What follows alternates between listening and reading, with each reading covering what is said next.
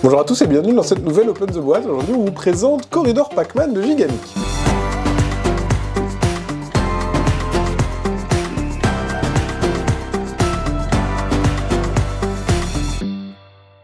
Corridor Pac-Man, c'est une version revisitée de Corridor. On va voir que c'est le jeu de base pour 2 joueurs qu'on connaît bien, Corridor, mais aussi avec une petite règle Pac-Man qui permet de jouer jusqu'à 5 personnes, là où avant, Corridor, c'était un jeu exclusivement pour 2 joueurs-joueuses. Là, il y a un autre jeu dans le jeu. C'est un 2 en 1, j'ai envie de dire. Donc il y a une variante exprès pour Pac-Man. Il y a une variante exprès pour Pac-Man, c'est pas juste des pions en forme de Pac-Man. Mais il y a des pions en forme de Pac-Man quand même. Donc on a le petit Pac-Man, effectivement, hein, avec son design qu'on le connaît bien, et les différents fantômes. Quand on joue à 2, à Corridor, la version standard, on prend le pion qu'on veut. Le but de Corridor, qu'est-ce que c'est? C'est de réussir à atteindre l'autre côté du plateau, à son tour, soit on avance, soit on pose un corridor, un petit mur. Ça va nous embêter nous plus tard, mais ça va surtout embêter les déplacements de notre adversaire. Ça, c'est dans Corridor normal. Le matos qu'on a juste ici, donc qui sont les vies de Pac-Man et les Pac-Gommes, ça va être pour la variante quand on va jouer en asymétrie, c'est-à-dire qu'une personne jouera Pac-Man, les autres joueront les fantômes. Le but de Pac-Man sera de manger les 4 Pac-Gommes, le but des fantômes, de manger 3 fois Pac-Man pour qu'il perde toutes ses vies. Alors, donc c'est vraiment 2 jeux différents. Et ici, on a tous les dominos, donc tous les corridors qui vont servir à construire justement le labyrinthe. Et ils ont un petit liseré bleu à chaque fois, tout est en bois, hein. C'est que des tuiles en bois, et le petit liseré bleu, ça marche hyper bien en fait. Je trouve que visuellement, quand on crée le corridor, c'est beau quoi. Donc, le petit thermo qui est juste là, hop, on a le plateau, pareil, hein.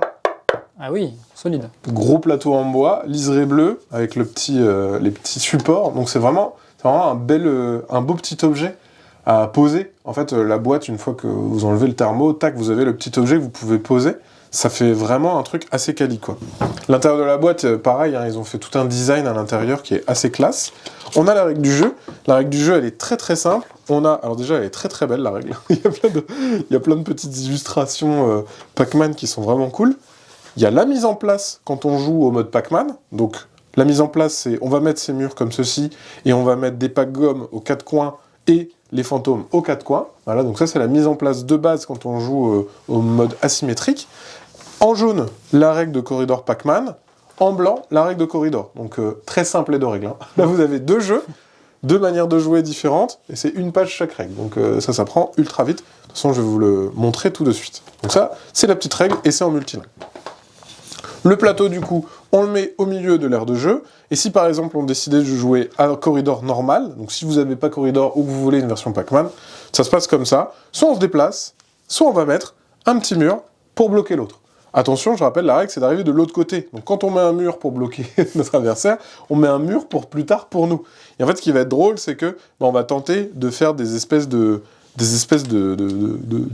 traquenards à l'autre. Et en fait, petit à petit, ça va créer justement cette espèce de labyrinthe dans le jeu où on va devoir se déplacer et réussir à aller de l'autre côté, toujours en embêtant, stratégiquement, en essayant de trouver quel est le meilleur moyen de bloquer son adversaire sans se bloquer nous. Parce que si je fais un gros mur comme ça, je pourrais plus jamais passer. Donc je m'embête moi-même. Donc voilà. Aussi simple que ça. On se déplace ou on pose des murs. Et on voit que là, visuellement, c'est hyper beau en fait. Les liserés sont hyper beaux. Le principe de la version Pac-Man, donc je ne vais pas vous faire la vraie mise en place, mais globalement, on va mettre les 4 Pac-Gommes de chaque côté, les 4 fantômes de chaque côté. Un joueur va jouer le petit fantôme Pac-Man qui sera au milieu, donc il n'y aura pas autant de murs au début, hein, sinon c'est vraiment trop compliqué. Pac-Man, il peut se déplacer de 2 cases, il est un peu plus rapide, et en plus, s'il veut, il peut faire des allers-retours, il a le droit. Les fantômes, non, hein, bien sûr, ils vont se déplacer que d'une case, sauf s'il voit Pac-Man, s'il n'est pas bloqué par une ligne de vue. S'il le voit, hop là, il a un petit boost, il est motivé pour le manger, donc il va un petit peu plus vite. Les Pac-Gommes, c'est le but de Pac-Man. Dès qu'il en mange une, il a 3 mouvements supplémentaires, ce qui fait que s'il y avait des fantômes un peu trop près de lui, pendant ces 3 mouvements-là, il va pouvoir se déplacer et les bouffer pour les éliminer. Donc ça, c'est plutôt cool. Dès que Pac-Man se fait bouffer, il retourne au milieu, il perd une vie, symbolisée par ces petits jetons ici, et les fantômes se replacent, et c'est reparti, comme dans le jeu vidéo.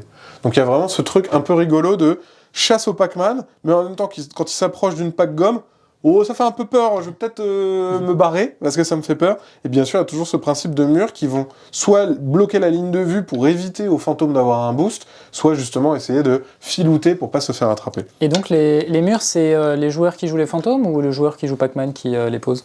En fait, au début de la partie, il y a une petite mise en place. Hop. Ah d'accord, on rajoute pas de mur au fur et à Voilà, mesure de la partie. c'est ça. En fait, on est vraiment sur un. Après, en vrai, vous faites un peu ce que vous voulez. Hein. Si vous avez envie de vous faire des petits délires un peu plus compliqués pour corser le jeu, sachant que c'est dur pour Pac-Man, d'aller bouffer les 4 Pac-Gommes, à tel point que, en fin de partie, tu vas avoir un score en fonction du nombre de Pac-Gommes que tu as mangé. Si tu en as mangé 0, bon, c'est pas ouf. Mais par contre, si tu as réussi à manger les 4, tu as un Pac-Man d'élite. Mais on voit qu'il y a aussi, si tu en as mangé que 2, 3. Voilà, t'as quand même un petit score, parce que ça reste assez dur. Je rappelle qu'on est quand même tout seul contre les 4 autres, c'est un peu plus compliqué.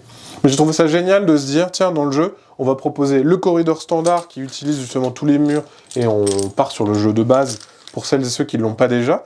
Et en plus, on a cette petite variante supplémentaire qui permet en plus de jouer à plus que 2. Sachant que dans Corridor, déjà, on pouvait s'amuser à faire des jeux en 2 contre 2, oui. En faisant des croisés. Bref, ça fait partie de ces jeux qui sont tellement classiques que chacun peut l'adapter un peu à sa manière, quoi. Et voilà, c'était une présentation de Pac-Man Corridor. Sur ce, comme d'habitude, on vous fait des gros bisous, on vous dit à la prochaine, et mettez la gomme!